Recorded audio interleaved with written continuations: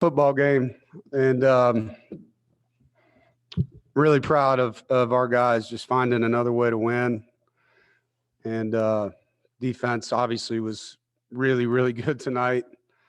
The 3 takeaways and fourth down stop, blocked field goal to win it.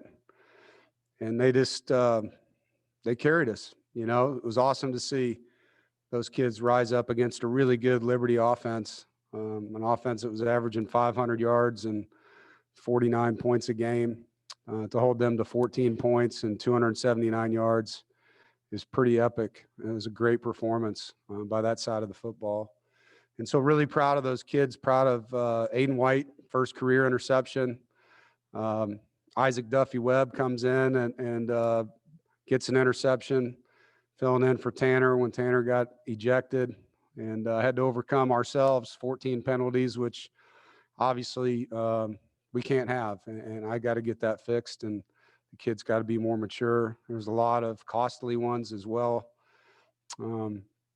But we found a way to win. And so got to get better, obviously, offensively than we were tonight. And that hasn't been an issue this year. And I know those guys will take that to heart. But tonight it's about celebrating the win and knocking off a top 25 team that had 2 ACC wins coming into that game. They were playing for a lot tonight. And for us to get bowl eligible in a game like that and find a way to win, very proud of this football team and this coaching staff.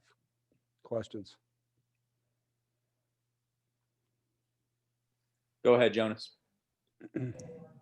Coach, you always talk about complementary football, and you kind of touched on it in your opener, but is this one of the best all-around performances from your defense and your special teams to not bail out the team, but kind of pick up the slack when the offense was struggling a little bit? Yeah, I mean, I think, our goal tonight was to get the ball back for our offense and make their defense have to beat us. You guys saw how they control the clock. And so we knew that by going 3 and out or having takeaways, as we call them on defense, that we could run the football. And I thought we would score more points than we did. But special teams needed to be great. And Bailey had a great punt.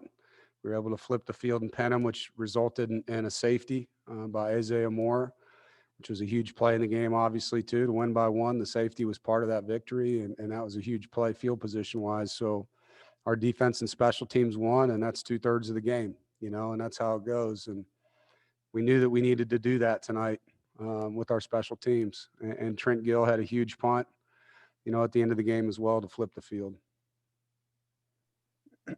Go ahead, David. Hey, Coach, congratulations on the win. Can you talk just a little bit more about Aiden White and just how big it is to have a true freshman come and make a game-changing play like that?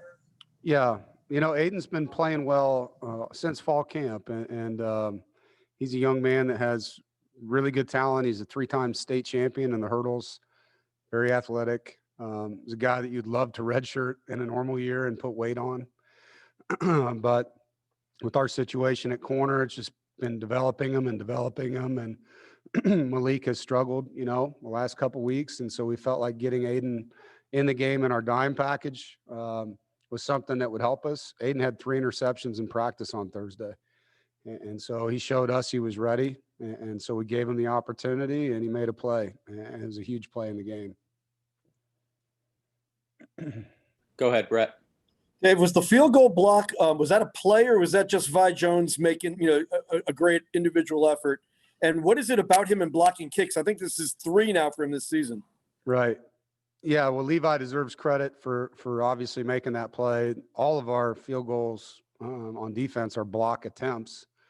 That particular one was a max block where we had 2 jumpers behind our guys that were rushing the interior and exterior. So Levi aligned between the goalposts and said it hit him in the elbow as he came up and hugged me after the game. But he's long, he's athletic, he's got a knack for it, and that's his 3rd block of the year. So kudos to him, and it was a huge play in the game, obviously a game winner. Thank you, Dave. Congratulations. Thank you. Go ahead, Andrew. Dave, you've talked all year about the resiliency of this team. Obviously, looking at everything that happened tonight between, kind of the back and forth nature of this game and Tanner getting ejected and young guys having to step up and make plays, does it be safe to call this one of the most resilient performances that they've had?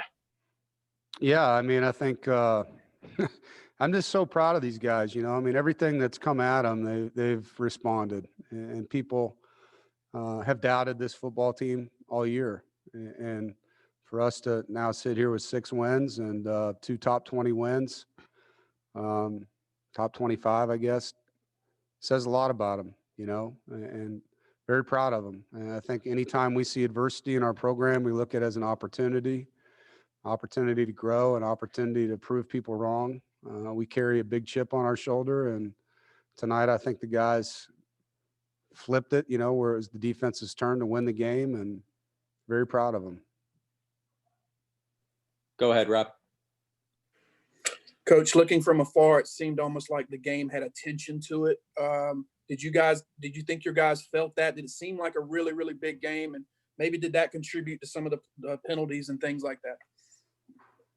Yeah, I don't know. I mean, we'll have to talk tomorrow. I don't understand why we're jumping off sides on defense. I mean, we're literally yelling with no crowd, at the guys on the sideline, hard count. And we yelled dojo, which means don't jump off sides. And everybody's screaming it. So for us to do that multiple times, there's no excuse. It's absolute poor discipline and immature, and we got to get that fixed. Every game we should be chippy. We should be carrying an edge every game. And tonight their team was playing for a lot. They were. I mean, they're playing for a chance to try to elevate their program into the top 20 and be one of those teams that's in the conversation. So they were playing extremely hard, and so were we. But that's not an excuse. There's no way we should be jumping off sides or false starting. To me, those are mental penalties that are inexcusable. And conversely, do you think this is a win that elevates your program? You guys have cemented a winning season, at least regular season wise. I do. I think, we've gone on the road and beaten a top 20 team. Now beaten one at home that had 2 ACC wins. To be sitting here with 6 wins, and I don't understand how teams are ranked with 1 game or 2 games. I mean, to me, I think that's ridiculous.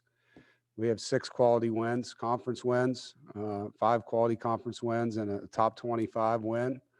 So hopefully the people will look at that. Obviously we're bowl eligible, and beating another team in the top 25 should help us when it comes down to those decisions. But we're doing our part, to finish strong, and hopefully we'll continue that as we get into these next 2. All right. Thank you very much.